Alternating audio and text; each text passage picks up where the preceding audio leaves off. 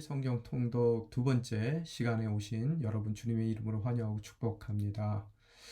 지난주에는 저희가 창세기와 출애굽기를 함께 공부했고요. 오늘은 간단하게 개괄적으로 레위기와 신민기 내용과 그 개괄적인 내용들, 상황들을 저희들이 잠시 살펴보기를 원합니다.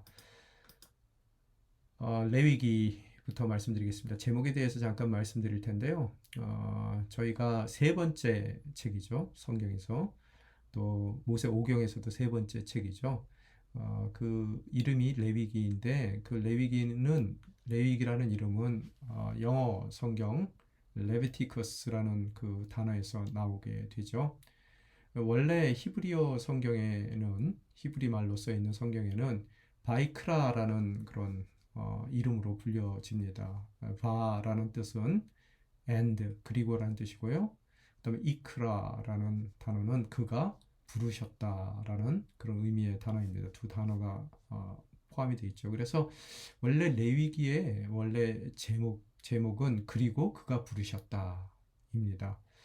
지난번에도 말씀드렸지만 히브리 사람들은 그 성경의 이름을 가장 첫 번째 단어로 그 성경의 각 책의 이름을 정한다라고 말씀드렸어요. 그래서 바이크라가 원래 레비티커스, 레위기의 원래 히브리 이름인데요. 그럼 레위기라는 이름이 어디서 나왔는가? 여러분이 잘 아시는 바와 같이 70인역이라는 그 성경이 있습니다. 이 성경은 고대 시대에 이 구약 성경, 히브리어로 쓰여져 있는 구약 성경을 당시에 국제 공통어였던 헬라어, 고대 그리스어로 번역한 책이 70인역이라고 저희들이 부릅니다. 이 septuagint라고 영어에서는 그러는데요. 이 70인역에서 헬라어로 번역하면서 당시 헬라어로 책 제목을 레우이티콘, 레위라는 그런 단어를 암시하는 그런 헬라어죠. 그렇게 헬라어로 히브리 성경 이 레위기를 번역하는 과정 가운데 이름을 정하게 되고요. 또 이 70인역을 후에 라틴어로 번역을 하게 됩니다. 그 라틴어 번역본을 갖다 우리가 벌게이트라고 얘기하죠. 그래서 벌게이트에서 이 그대로 70인역에서 사용됐던 헬라어 레우이티콘이라는 그런 단어에서 라틴어로 취한 것이 바로 레비티커스예요. 라틴어입니다. 그런데 그 라틴어를 그대로 영어에서 사용해서 레위기 제목을 레비티커스라고 얘기하고 또 그 이름을 따라서 한글 성경에도 레위기라고 부르게 됩니다. 레위기의 주제는 여러분이 잘 아시는 바와 같이 11장 45절에 나온 것 같이 내가 거룩한 것 같이 너희도 거룩하라. 거룩에 대한 말씀이죠. 이 거룩이라는 것을 저희들이 언약적인 관점 가운데서 바라볼 때 이 거룩이라는 단어는 구별되었다라는 의미고요. 다른 모든 것과 구별됐다는 얘기고 하나님께서 내가 거룩한 것 같이 이스라엘 백성 너희들도 거룩하라라고 말씀하신 것은 하나님께서 하나님을 이스라엘 백성을 위해서 자신을 거룩하게 구별하신 것 같이 뭐라고요? 이스라엘 백성들도 세상에 그동안 파묻혀 살았지만 그 세상의 모든 것으로부터 하나님의 언약을 위해서 하나님과의 관계를 위해서 구별하라는 그런 의미로 저희들이 받아들일 수 있겠습니다. 잠깐 특징을 살펴보게 되면요. 성경은 곧 하나님의 말씀이죠. 근데 그 말씀이 주어지는 가장 큰 두 가지 형태가 있습니다. 첫 번째 것이 이제 verbal 형태예요. 말씀으로 주신단 말이에요. 언어 가운데로. 또한 두 번째 형태가 non-verbal입니다. 이 말씀으로 이 언어로 주시는 것이 아니라 뭔가 다른 그런 방법으로 말씀을 허락하시는데 뭐 쉽게 생각한다면은 이 verbal이 교과서라고 이야기를 하게 되면 학교에서 학생들 공부할 때 교과서라고 얘기한다면 non-verbal은 그 교과서를 읽어서 우리들이 그 내용들을 나누어 학습을 해나갈 수도 있지만 그 학습이 잘 될 수 있도록 더 이해가 빠를 수 있도록 각종의 시청각 교재를 사용하잖아요. non-verbal은 그런 시청각 교재에 해당된다라고 여러분이 생각하시면 되겠습니다. 그래서 오늘 레위기는 그런 말씀 그 자체로 학습을 할 수 있게끔 해주는 다른 말씀과는 다르게 어떻다고요?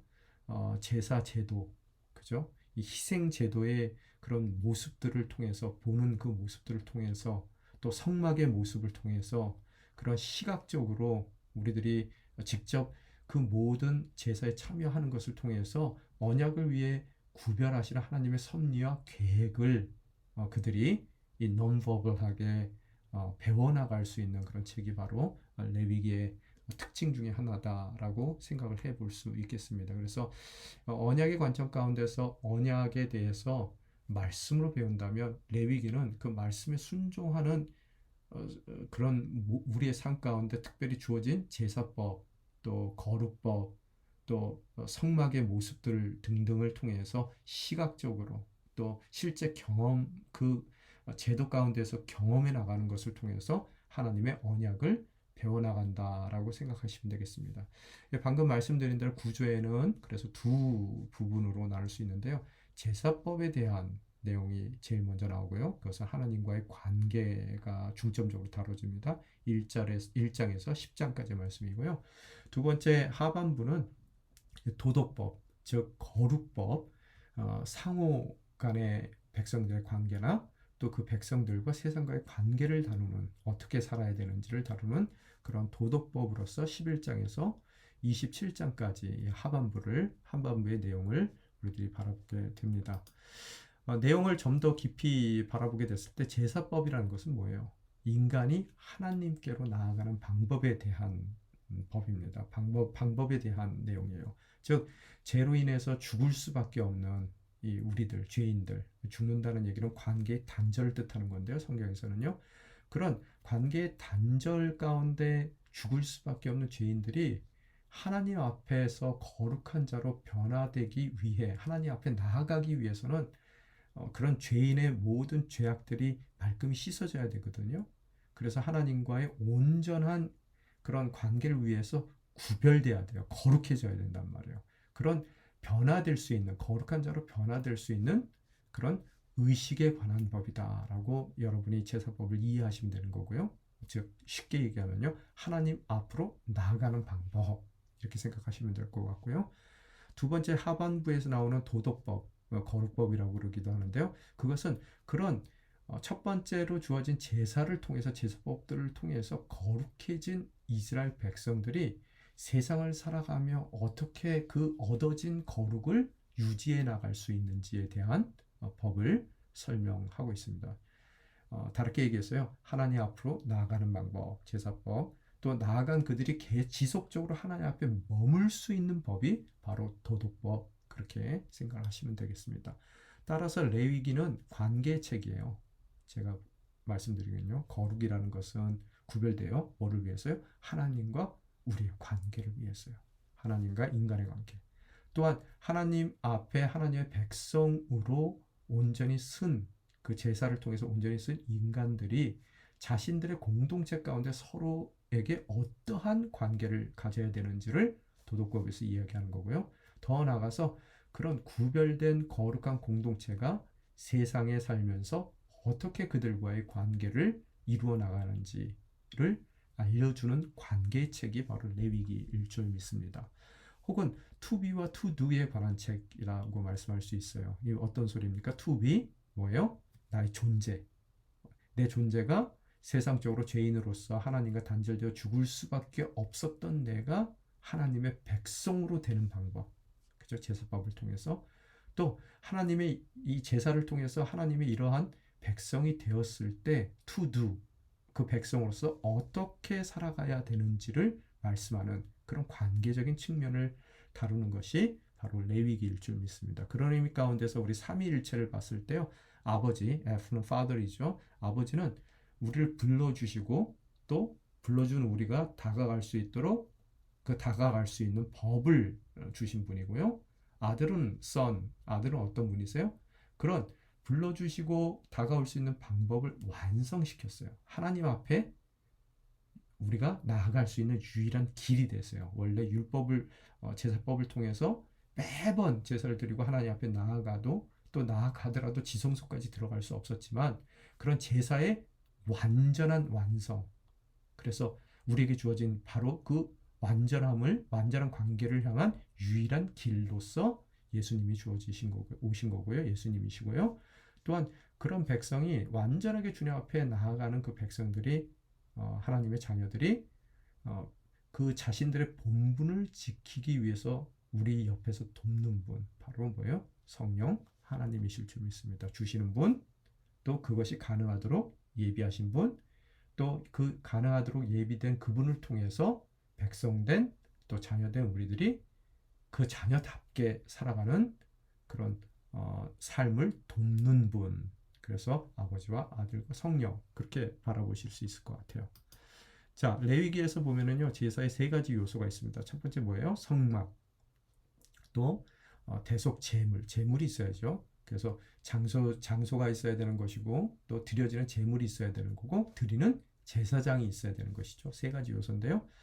바로 예수 그리스도는 뭐라고요? 하나님을 만나기 위해서 대제사장으로 우리에게 오셨단 말이에요.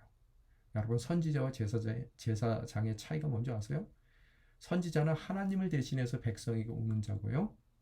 제사장은 백성을 위해서 하나님께 나아가는 자예요. 그래서 예수님께서는 어떻다고요?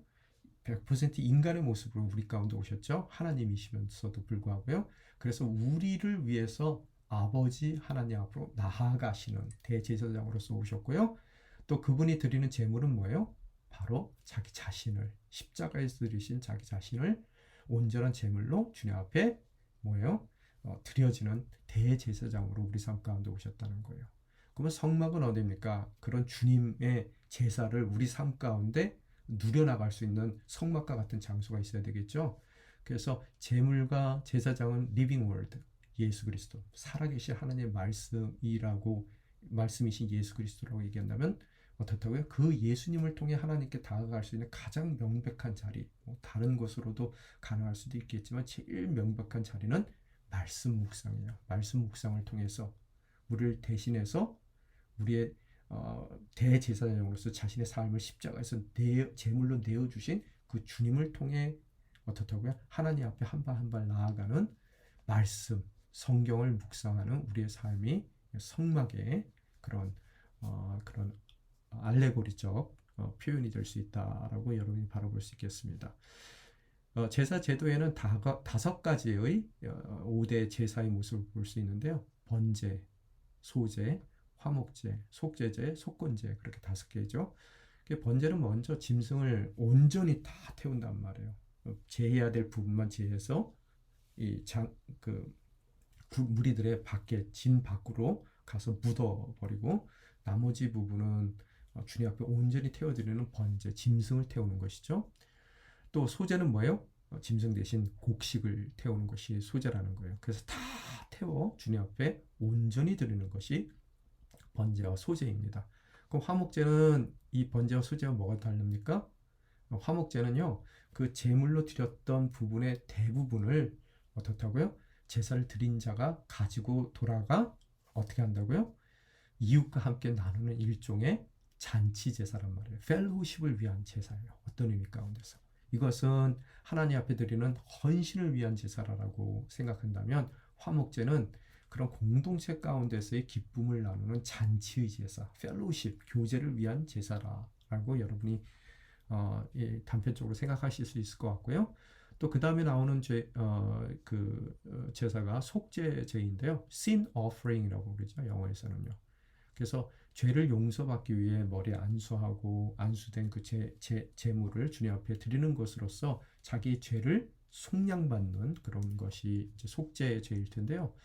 이것은 하나님과의 관계를 위한 offering이에요. 그 제사란 말이에요. 그래서 죄인이기 때문에 하나님 앞에 감히 다가설 수 없는 그들이 그 죄를 씻어내기 위하여 하나님을 향한 죄, 여기 하나님을 향한 죄라고 써 있어요. 죄를 속죄받기 위해서 드리는 것이 sin offering, 속죄제입니다. 그럼 속건제는 뭐냐? 말이 비슷한데요. 이것 또한 죄를 용서받기 위한 건데요. 위의 것은 하나님과 나의 관계에 대한 그런 제사라면 아래 것은요. 성물, 물건에 대한 하나님께 구별된 물건에 대한 죄일 수도 있고 더 나아가서 이웃과의 관계 가운데서 죄를 속량받기 위해서 속죄받기 위해서 드리는 이 제사입니다. 그래서 이 제사를 통해서 위의 것은 속량받은 죄의 씻음을 이야기한다면, 전적으로 이야기한다면, 또 하나님과의 관계 가운데서의 그 지은 죄를 얘기한다면, 아래 것은 이웃과의 관계에서의 죄를 씻기 위한 그런 제사이고, 또 더 나아가서 보상의 의미, 내가 뭔가 잘못했을 때 그거에 대한 보상을 지불하는 것에 대한 그런 제사라는 것을 우리는 바라볼 수 있습니다. 그래서 여러분이 알 수 있는 것은 뭐냐 하면요, 이렇듯 하나님과의 제사를 제도를 통해서 하나님과 나의 관계, 신앙적인 관계도 레위기를 통해서 우리가 발견하게 되지만요, 이 제사 제도를 통해서 꼭 하나님과 나의 관계만 있는 것이 아니라 수직적인 관계만 있는 것이 아니라 수평적인 관계, 이웃과의 관계, 또 공동체와의 관계 또한 특히 화목제와 속건제를 통해서 우리가 바라볼 수 있게 되더라는 거예요. 십자가도 어떻다고요? 수직 라인이 있고 수평 라인이 있는 것 같이 하나님은 제사 제도를 통해서 우리와 온전한 관계 가운데 우리를 불러들이기 위해서 제사 제도를 주셨다라고 말씀드린 것 같이 그 불러주시는 제사 제도를 통해서 신앙만 있는 것이 아니라 나와 하나님의 관계만 있는 것이 아니라 제사 제도를 통해서 이 수평적인 관계, 나와 이웃과 공동체의 또 더 나아가서 세상과의 관계도 하나님께 나아가기를 원하는 그 관계적인 측면 가운데 포함되어 있다는 것을 우리들이 발견할 수 있더라는 거예요. 나만 잘 믿으면 돼. 이웃에게는 함부로 해도 상관없어. 이런 이기적인 생각은 잘못된 생각이라는 거예요. 그래서 모든 교인들이 신앙인들이 모든 윤리적인 사람이 신앙인일 필요는 없어요. 그렇지만 모든 신앙인들은 윤리적일 수밖에 없다는 것을 우리는 이 레위기의 제사 제도를 통해서 다시 한번 발견하게 되더라는 겁니다. 그래서 모든 신앙인들은 어떻다고요? 이웃과의 관계, 세상과의 관계 가운데 정말로 구별된 하나님의 거룩한 백성으로 살아줘야 돼요. 하나님과의 관계만 구별된 게 아니라 그런 윤리적인 측면, 신앙적인 측면뿐만 아니라 윤리적인 측면을 우리들이 함께 아울러 이루어 나아갈 때, 하나님 앞에 구별된 백성을 이루어 나아갈 때 참다운 그런 제사를 통한 주님의 부으심에 합당한 삶을 사는 귀한 하나님의 백성이 될 줄 믿습니다. 이 5대 거룩법, 이제 제사법이 앞에 뭐 있었다면 이제 거룩법은 뭐냐면요. 한마디로 얘기해서 우리가 세상으로부터 구별받았어요. 그런데 우리가 구별받는 그 목적지는 아니에요. 세상으로 파송도 한다는 거예요. 세상으로부터 구별돼서 세상으로 파송된다는 거예요. From the world to the world. 그죠?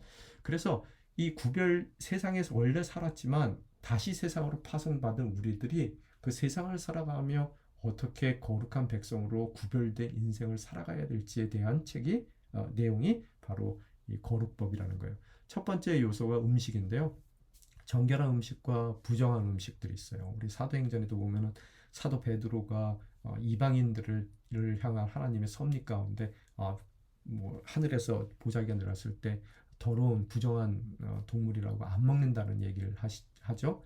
바로 음식에 대한 거룩법 때문이죠. 그런데 이 말씀 가운데서 우리가 예수 그리스도를 통해서 완성된 그 음식에 대한 법은 이 단순한 음식을 넘어 하나님의 말씀이 중요한 것이고, 더 나아가서 입으로 들어가는 그런 음식의 문제가 아니라 우리 입에서 나오는 말이, 우리 영혼이 맑아져서 맑은 말을 해야 되고, 우리가 영혼이 어두워졌을 때 어두운 말이 나오듯이 입에서 나오는 말이 더 큰 문제라는 것을 우리 신약 시대를 살아가는 또 예수 그리스도를 통해 온전한 거룩함을 입은 구별된 하나님의 자녀들의 삶의 원칙이 될 줄 믿습니다. 또한 질병 같은 경우에는요, 전염병에 대한 특별한 얘기를 하죠. 그래서 육적인 또 영적인 질병에 대해서, 육적인 질병을 통해서 영적인 질병 또한 이야기를 하고 있는데요. 그들이 전염병 걸렸을 때 철저히 격리되죠. 그러나 우리가 한 가지 이 질병에 대해서 알 수 있는 것은요, 그들에게 회복되었을 때 다시 이 공동체 이름으로 돌아올 수 있는, 회복될 수 있는 기회를 준다는 것, 그런 용서의 의미가 항상, 또 포용의 관용의 의미가 들어있다는 것을 우리는 놓치지 말아야 될 거고요. 또 문화적인 부분에서는 세상에서 흠없는 하나님의 백성으로 살아가야 된단 말이에요. 세상으로 부름받았어요. 제가 직장 생활을 하다가 만약의 경우 예수를 믿게 됐다 그래서 갑자기 그 직장을 떠나서 산으로 올라가는 건 아니거든요. 그건 뭐 불교에서나 그렇게 하죠. 우리의 부르심이라는 것은 세상으로부터 구별받았지만 세상으로 구별된 세상 가운데 거룩함을 살아내야 되는 백성이에요. 그래서 남편으로서의 삶이 예수 믿었다 그래서 갑자기 남편 노릇 안 하는 것이 아니라 뭐예요? 구별된 남편 노릇을 하는 거고요. 또 구별된 아내 노릇을 역할을 하는 것이 바로 이 거룩법의 모습입니다. 그래서 세상에서 흠없는 하나님의 백성으로 살아가야 돼요. 구별됨이요. 특히 이 세상은 아무리 넓은 길을 가며 큰 문을 통과하는 그런 삶을 편안한 삶, 또 자신의 욕구를 충족시키는 그런 삶을 산다 하더라도 그것이 행복을 가져다 주는 게 아니거든요. 어떻다고요? 백성이 돼야지, 하나님의 온전한 관계가 돼야지 행복한 삶을 살 수 있다는 것에 대한 세상에 제시할 수 있는 대안 공동체, alternative community라고 얘기하죠. 그런 문화 가운데서의 세상 가운데서 구별된 백성들은 세상 사람들에게 alternative community, 대안 공동체로서의 삶을 살아야 된다는 것을 우리들이 발견할 수 있고요. 또 직분에서도 보면은 제사장, 레위인, 특별히 하나님께서 지명하여 불러주신 직분이 있다는 거예요. 그런 다양한 직분 가운데서 하나님께서 불러주신 다양한 부르심 가운데 하나님은 오케스트레이트를 하십니다. 모든 것을 오케스트라 지휘를 하는 것 같이요. 그래서 우리는 그리스도의 몸이에요. 뭐 손으로 불러주고 발로 불러주고 머리는 아니죠. 하여간 각자의 지체로 불러줬을 때 우리가 그 부르심에 하나님의 지위에 맞춰 최선을 다해 나아갈 때 하나님은 아름다운 큰 그림을 그려내시고 또 모든 다양한 소리들이 모여 아름다운 하나님의 음악을 만들어내더라는 거예요. 이런 의미 가운데서 어떻다고요? 직장에서도 나의 부르심이 있는 거예요. 그죠? 내가 왜 나는 실력이 되는데 저 사람보다 내가 아직까지 진급을 못하고 있는 것이지? 바로 그 진급 못하고 있는 자리가 저주의 자리가 아니라요. 그 자리에서만 내가 이룰 수 있는 하나님의 꿈과 계획이 있다는 거예요. 그죠? 또 가정에서도 가장의 자리, 그 집안의 제사장의 자리, 또 돕는 베필로스의 자리, 자녀의 자리, 부모의 자리.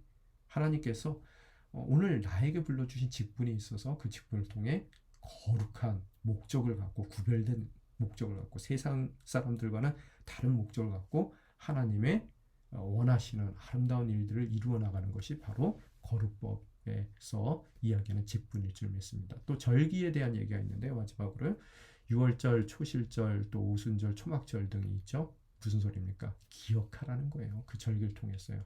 이전에 하나님께서 무슨 일을 행하셨는지. 온전한 기억은 미래에 대한 기대로 연결됩니다. 이전에도 그러셨다면 앞으로도 그러실 거라는 거예요.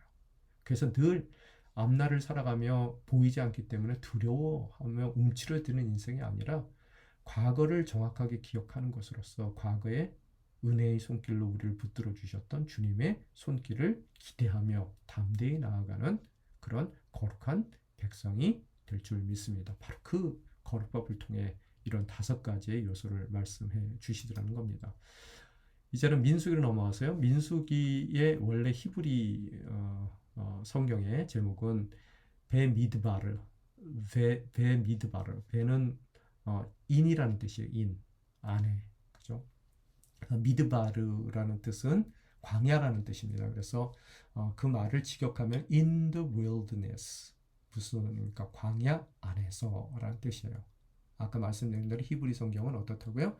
첫 번째 단어들을 성경의 이름으로 사용한다 그랬어요. 그런데 민수기라는 이름이 어디서 나왔냐? 70인역, 아까 septuagint이라고 얘기했죠. 거기에 보면 아리토모이라는 단어를 사용해요. 그것은 숫자라는 의미입니다. 그래서 동일하게 볼게이트, 아까 말씀드린 대로 라틴어 성경 이 70인역을 기준으로 해서 고대 중세 교회에서 번역했을 때 리버 뉴머리라고 라틴 말로 번역을 하게 돼요. 70인역의 그 제목을 따라서요. 그래서 뭐라고요? 숫자에 대한 것에서 파생돼서 우리말 성경에도 민수기라고 부르게 됩니다. 그 이유는 여러분이 잘 아시는 바와 같이 민수기에는 이 인구조사, 이 군대로 재편하기 위한 인구조사 때문에 그 얘기가 나오는데 그 얘기 때문에 민수기라는 이름을 얻게 된 것 같습니다. 그런데 실제적인 민수기의 내용은요.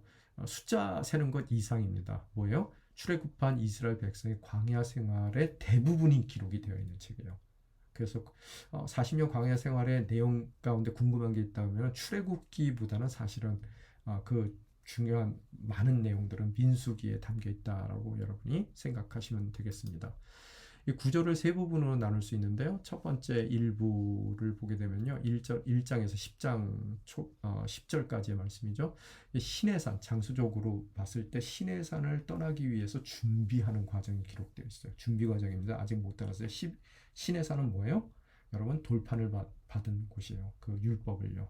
그죠? 그래서 이제는 모든 그런 법을 그들 인생 가운데 부여받고 이제는 정말로 이 약속의 땅을 향해 나아가기 위해서 준비하고 있는 과정입니다. 그래서 그 준비 과정 가운데 20세 이상의 남자를 계수하여 군대로 편성하지만 어떻다고 레위 지파는 거기에서 제외되고요. 그 군대 편성이 제외되고 대신 성막에서 봉사하는 그런 내용들이 10장 10절까지 이 시내산에서의 내용이 담겨 있습니다.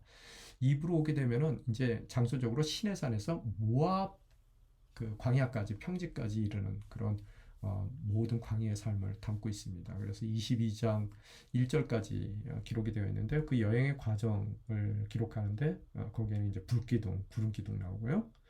또 주님께서 만나를 주시지만 그들의 인생이 광야에서의 인생이 평탄치는 못해요. 그리고 늘 애굽을 그리워하고 또 매일 만나를 주시는데도 불구하고 처음엔 좋았더라, 좋더라 하더라도 그 매일 먹게 되니까 불만이 나오게 되는 거고 고기 먹기 원해서 하나님을 원망하고 또 이 모세와 아론을 원망하는 이들의 모습이 나오더라는 거예요. 하나님께서 진노하셔서 그 이 사이에 고기가 남아 있을 때 그들을 심판하십니다. 그러나 모세의 중보 기도를 통해서 어떻다고요? 하나님의 심판이 멈춰지는 이야기들이 담겨 있어요.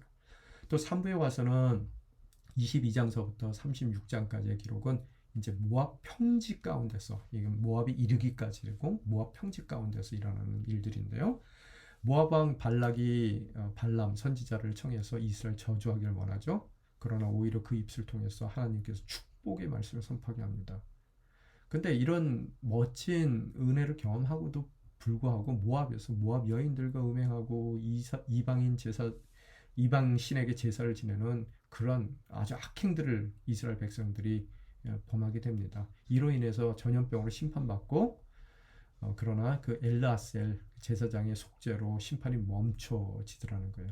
또한 이후에 하반부로 가면 갈수록 정복한 땅에 대해서 분배에 대한 말씀을 해주십니다.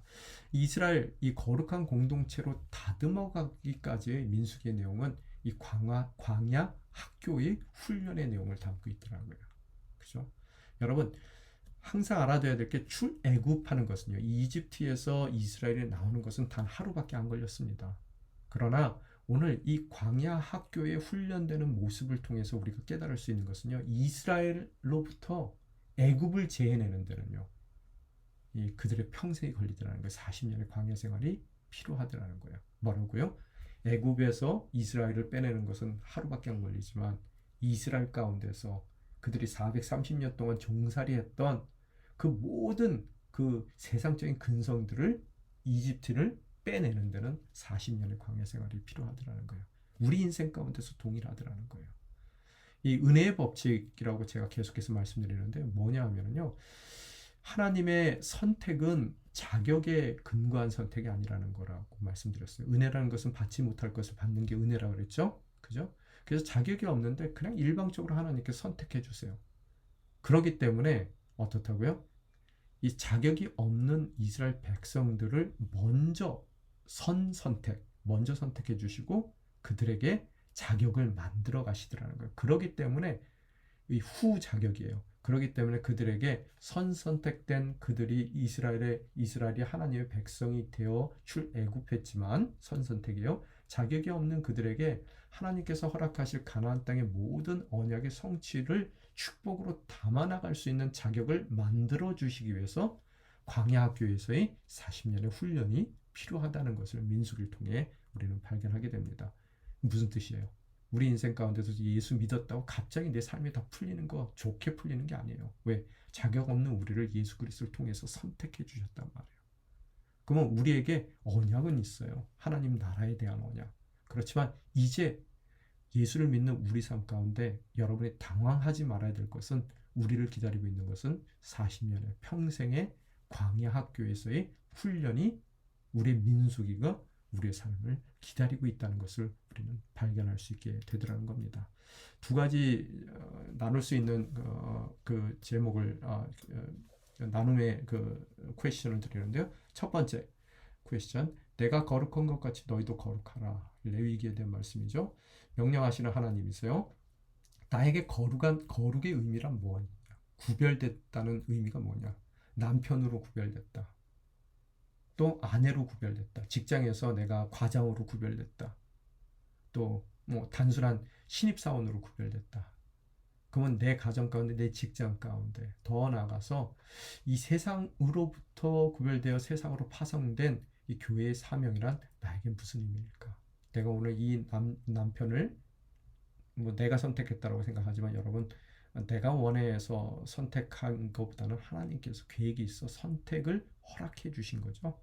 그러면 그 남편과 결혼한 아내로서 나에게 구별된 하나님의 목적은, 그 가정 가운데서의 목적은 무엇일까?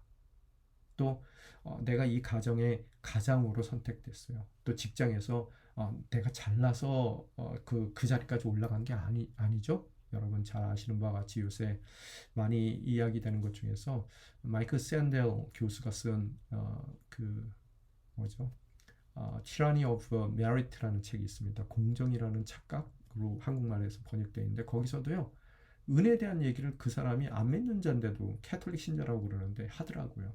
그래서 그 자리가 나의 당연한 능력에 합당한 자리가 아니라 그 사람 표현에는 행운이에요. 우리 표현으로는 뭐예요? 하나님의 부르심이에요. 자격이 없지만 불러주신 은혜의 부르심이란 말이에요.